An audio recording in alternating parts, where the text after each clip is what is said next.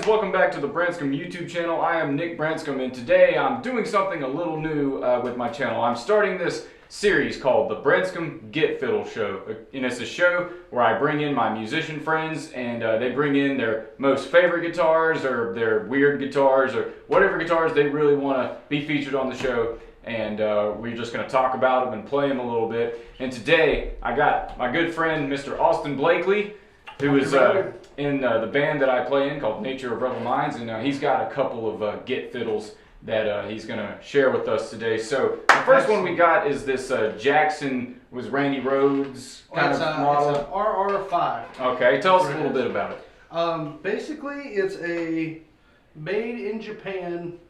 It's a production model, so it's not like custom shop or anything. But it's a RR5. I think this one's a 07, if I'm not mistaken. But very, very common Jackson stuff. You know, the very Randy look with the gold and the pinstriping on the white. And they made a black version of this, and I think they made a blue version, but I can't remember. It was blue or red. But anyways, I dig the white, probably my it's favorite. The classic Randy, Randy look. Obviously, it's got some age, you know, but it's probably one of my most fun guitars, I think. What pickups are in that? This is a Seymour Duncan JB and a Seymour Duncan 59. So, and this is probably, you know, just this neck pickup. Oh, they sound good. We were recording with it today actually, and it's a monster. It's really awkward to play for me, anyways. I was, you know, you'll see here in a little bit in the playing demo. It's for me, it's like, what is this? Yeah. It is a little different, but you could see.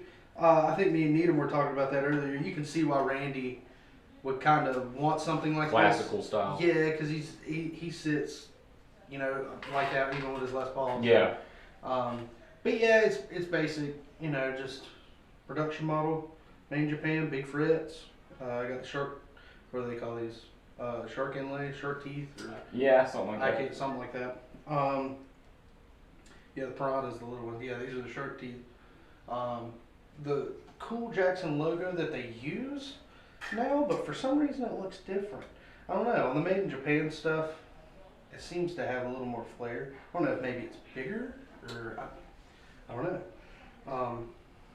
The other interesting thing is that this was a cool year where they wasn't putting any writing on the back of the headstock or anything, which I don't know if we can show the camera that, but we'll see if nothing. Nothing. It's clean. Vacant. If you look right here, they imprinted the serial number right on the very bottom. After this 22nd fret. But yeah, that's what I find insane. I think it's an 07. Yeah, I find it interesting. There's a like a small cutaway right here that gives you, I guess, to give you easier access to the higher frets. Cuts in. Yeah.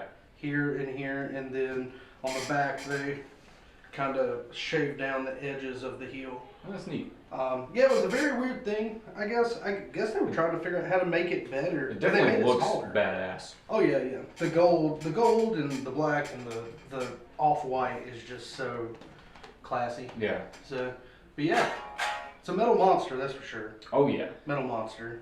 That's what it was meant to do. So this is the Jackson. It's Jackson Rhoads. Let's just call it Rhoads. We'll call it the Jackson Rhoads. Yeah. Jackson RR Randy Rhoads. So, awesome, man. Well, that is a really, really cool guitar, and I'm sure anybody that's in the metal or hard rock realm would absolutely love to get their hands on this beast. But he is the current owner of it, so that means I get to play it whenever I want. You get to play it. Yeah. The only other person that I think, because Randy's was a little bit bigger than this, his original white one was a little bit bigger. But I've seen pictures of Dimebag Darrell playing a similar Jackson. Cool. So, awesome. You know, fun fact, if you can find the pictures, it's kind of cool. Well, we'll give you a short little playing demo here of how this guitar sounds, so enjoy.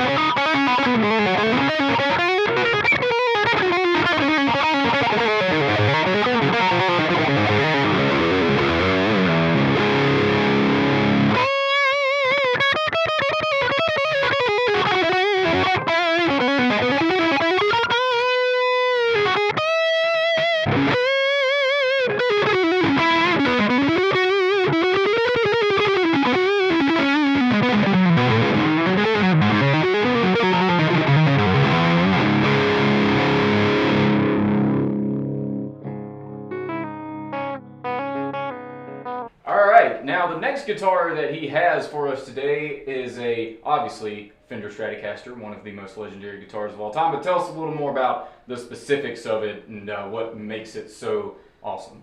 What makes it awesome is the color. First things first, yes. Sonic blue. It smells better than everything else. No, it's just a cool color. And then the mint green pickguard. But it's actually it's a Fender Strat special, I believe. It's like right before the standard series, which I don't even know if they have anymore. I don't think they have a standard series anymore. Yeah. But yeah, it was kind of like your low budget American, kind of like PRS does the S2, and honestly anything, Gibson Studio-esque. It's kind of their version of that.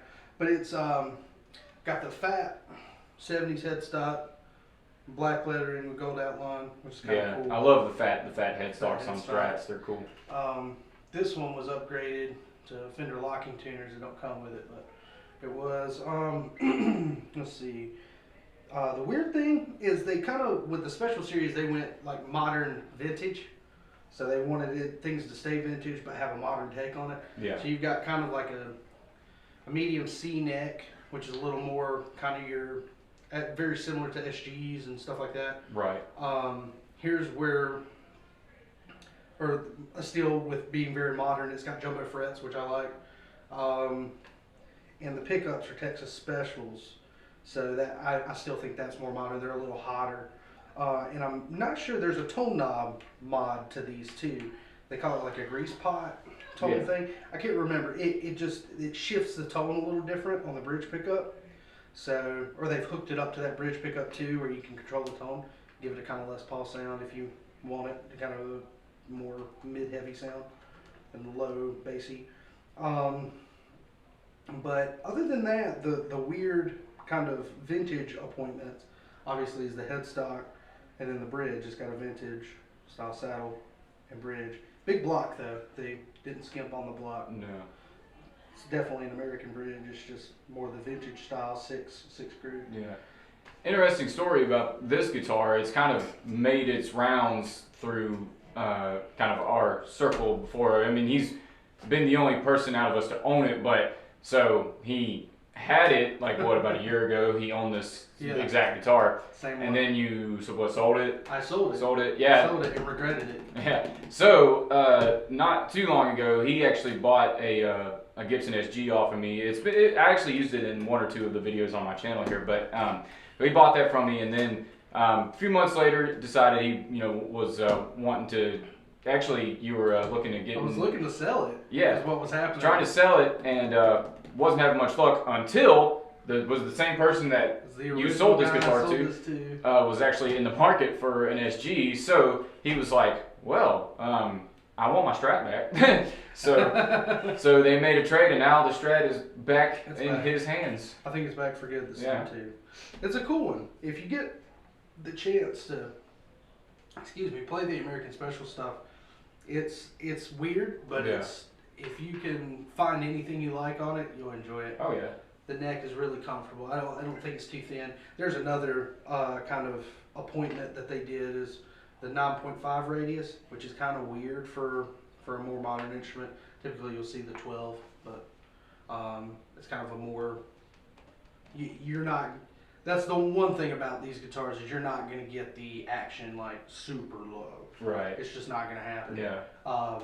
But if you're like me and likes a little bit of give to be able to grab a string, then it's not a big. if you notice on the guitar, there is an E string that is missing. But fortunately for you people, we were able to get a little bit of a playing demo in before the string snaps. So we're gonna go on ahead and hear how this bad boy. Hopefully he'll let you see it snap. Yeah,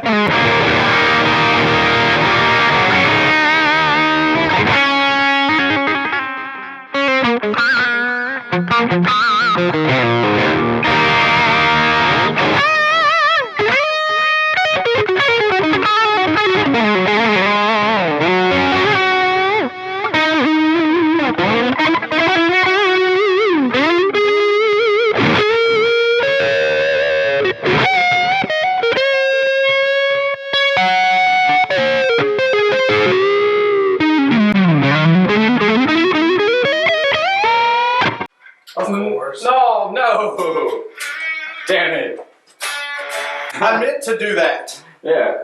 Alright, guys, thank you so much for watching episode 1 of the Branscome Guitfiddle show. This is my good friend Austin Blakley. He too has a YouTube channel, and I'm going to put his link in the description so you can go give him a subscribe and a like and comments and all that good stuff on his channel. He's got some a few good videos on there. He's still trying to very new. Yeah, very new channel, still trying to build up and get more content on there. But he's got what 4 or 5 videos on there, something like that. Yeah. So go back, check out his videos and all that good stuff. But anyways, I am Nick Branscome. This is Austin Blakley, and thank you for watching the show. And we will see you later. It's been fun.